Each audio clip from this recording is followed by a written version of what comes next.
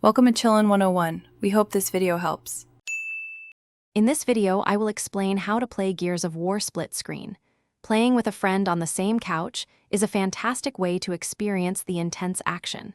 First, make sure you have a second controller connected and powered on. It's crucial to do this before you even start the game. Also, ensure your friend has a profile ready to sign in with, as this will be needed to save their progress and settings. This simple preparation makes the rest of the setup smooth.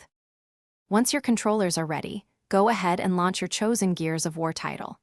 After the game loads and you reach the main menu, Player 1 can select the desired game mode, typically campaign or a local versus match. At this point, Player 2 will usually be prompted to press a button, often Start or A, to join the game. This action signals to the game that a second player is ready to participate. After Player 2 joins, Player 1 will proceed to select the specific game mode. For cooperative play, choose Campaign or Horde mode.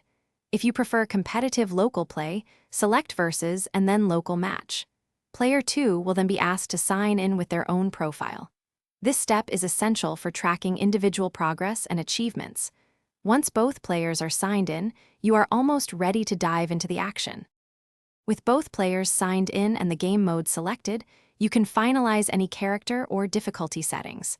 Once everything looks good, simply start the game. The screen will automatically divide, typically horizontally or vertically, to accommodate both players' perspectives.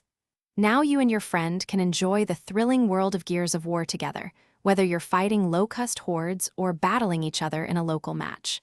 Have fun. Thanks for watching. Consider subscribing if we helped you.